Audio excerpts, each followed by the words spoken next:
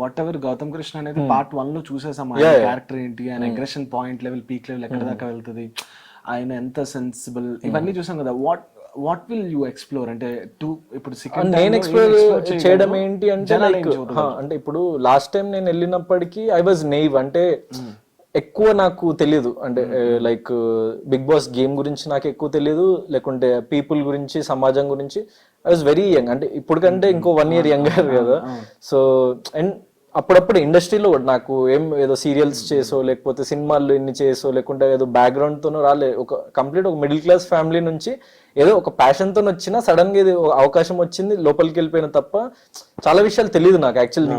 నేను అప్పుడు చెప్పాలంటే నా లైఫ్ లో నేను అనుభవించిన ఎక్స్పీరియన్సెస్ వల్ల నాకు కొన్ని తెలిసినాయి, నా ఎడ్యుకేషన్ వల్ల నాకు కొన్ని తెలిసినాయి, నా ఫ్యామిలీ వల్ల నాకు కొన్ని తెలిసినవి. అది నేను I was being my self and 1-2 mistakes చేసిన, అది నేను ఒప్పుకుంటా ఓపెన్ గా. సో ఈసారి ఏంటంటే నాకు ఒక కైండ్ ఆఫ్ ఒక మెచ్యూరిటీ లెవెల్స్ వచ్చినాయి. So I will be playing more maturely and కొంచెం బ్యాలెన్స్డ్ గా ఉందాం ఈసారి. సో బ్యాలెన్స్డ్ గా ఆడదాం అని చెప్పేసి నేను అనుకుంటున్నాను అనమాట, అంతే.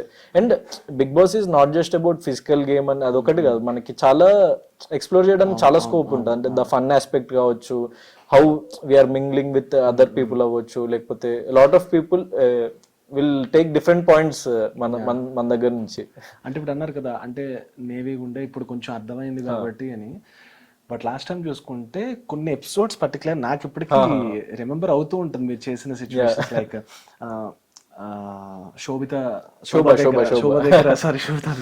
శోభ దగ్గర మీరు చేసిన వెయిట్ లిఫ్టింగ్ కానివ్వండి, అంటే అలానే కోర్ట్ ఎపిసోడ్ కానివ్వండి, శివాజీ గారితో ఫైటింగ్, యావర్తో చాలా అగ్రెసివ్ అయింది, పీక్స్ అసలు అవన్నీ.